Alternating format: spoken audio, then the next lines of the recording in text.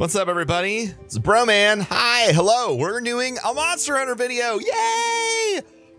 Today I thought that it would be fantastic to talk to y'all about a really good setup for Gunlance. Now, this video we're going to cover how to use a Gunlance effectively, because we've been getting that question a lot, and then a good setup. So first, the setup. Basically, for Gunlance, the things that you're going to want are going to be two things. One, you want artillery, because that's going to reduce the cooldown of all of your big, fantastic, explosive attacks. The Wyvern Fire that you get to rock out. For me, I also have Blast Attack and some other random-ass perks from the Dodo Gamma set. So if you're trying to get started with Gunlance and you're looking for a nice set, Dodo Gamma or the Derpodon is a great place to start. Farm him out. He's a fun farm. He eats rocks. He pukes blast damage at you, and then you get going. I'm also, for those of you curious about what weapon I'm using for this tutorial, I'll be using this guy over here. It's the Earthshaker Magda Lot. I believe that's, or Makata Lot or something. I try, but I can never really say it right. It is the top rarity Zora Magdalos lance. So the big points for the Gunlance, you kind of have two. One, you have shelling, which is decent damage, and your shelling type's determined by your lance. You can have regular, which is sort of a normal damage cone, wide, which goes on to the left and right side of your lance, or ranged, which is what this one is, which allows you know, hit things like this. So your shelling is pretty standard. You're either going to have you'll have, you know, anywhere between 3 to 5 ways to shell yourself against enemies right here. So, you know, shelling is pretty standard. If you do 2 back-to-back, you activate the Worm Strike, or Worm Stake, okay, cannon. And the point of that is to insert a quickly exploding bomb inside of whatever enemy you're attacking. So it goes in there, it does all that, and then it blows up. It's a great way to stack damage. The one thing it doesn't do is each single one of those ticks does not apply a status effect. So every other hit from a Gunlance will apply, like in this case, blast damage, but the Worm Strike Cannon's not going to do that. So some pretty decent combos. So let's say you're, you know, you're all out, you do all your shelling, and you're like, okay, and then you do your Worm Strike, and you do that. Oh, you can't. Hang on. Let's do that. And we'll full combo here. You're a little sweepy and a little stabby, and all right, now you're all out. So you have two options, right? You can reload your cannon, but the best way to do it is if you block, dodge, and then reload, you get everything. Whereas sometimes if you're reloading, you may or may not get everything. Like, for example, if you're doing this, and then you're fucking it up because you're a scrub. And there you go.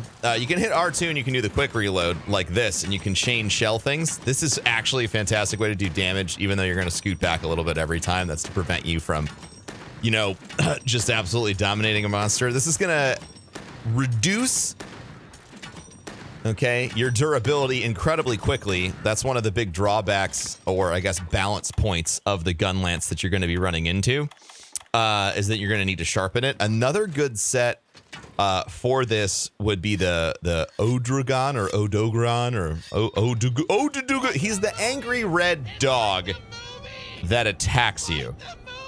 And that is someone who resubbed, even though we're not streaming. So thank you. So you can get those quick sharpens. So really, really good combos, okay, for this. And this is my personal favorite combo. You do the Rising Slash into the Slam. You unload all your shells. You do the wide sweep, and then you do the cannon.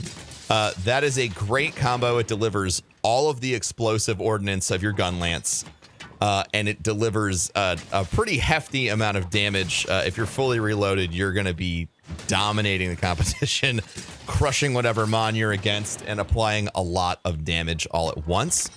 But now we get to the point in the tutorial where you get to see the really cool thing.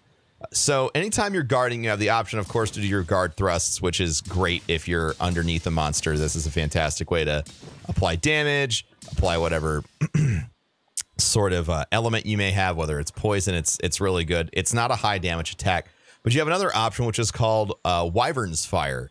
Wyvern's Fire is going to be on cooldown for every Gunlance. It's kind of like your super or your ult. So you charge up your Gunlance and you unleash an ungodly amount of damage as an explosion. You need to be careful with that because you can also knock your entire team down if you're fighting together. Then after that, you'll notice your Gunlance is going to go into a recharging state. Okay, so for this one, everything's going to glow red. For the starting Gunlances, there's just going to be an obvious like separation where you're going to see this glowing thing while your gun is cooling down. This doesn't affect any other status for your Gunlance. You know, you can still do your combos, you can do your overhead smash, you can do your wyverns or worm stake or whatever you're going off of. And you just wait. Some basic tips. I like if you knock a mon down. I'm a huge fan of landing the full combo, and then if you still have time going for the Wyvern's Fire. The reason I like to do that first is because if you go for the Wyvern's Fire right away, you can super fuck up the rest of your team's combos. Like if you got a great sword user and they're trying to land their true strike and you launch them across the map, they're going to be pissed at you and you're not going to have a lot of friends. And I don't want that for you. So waiting until the end, maybe right before the monster is going to be standing back up, is a great time to try and land the worm strike. It's the cooldown on it, you know, it takes about 2 or 3 seconds to fire, so you sort of know the window. Also, if you've gotten really used to predicting the movement of a monster, it's a fantastic thing to start off like right before they charge at you, because it does have a lot of knockback power, and so you can knock a charging monster all the way back away from you and look like a total badass for, you know, all your buds. That's about it for basic Gunlance setup, combos, recommendations, top tips. I highly recommend checking out the Gunlance. As far as defensive weapons, it's definitely got one of the higher skill caps, especially with all the comboing you can do. Just remember, you are really slow whenever you're playing with a primarily defensive weapon, which the Gunlance is a nice balance of offense and defense. You are going to be really slow when you're blocking, but the dodges, the dodge reloading, all that fun stuff, it really makes it worth it, I think. It's just an all-around fun class to play, or weapon type to play, and I hope that you love it. I've been a big fan of Gunlance since the first time I played Monster Hunter. And it was available. I can't remember if I started playing when it was available or not, or if it's been around the whole time, because I'm not a great Monster Hunter historian. Please don't flame me, but you can if you want. Thanks for watching today, guys. I hope you enjoyed this. Please share this with other aficionados of the Gunlance or people who are scared by the giant explosions you are causing on your team. And I'll catch you next time. Thanks for watching. A peace and a peace.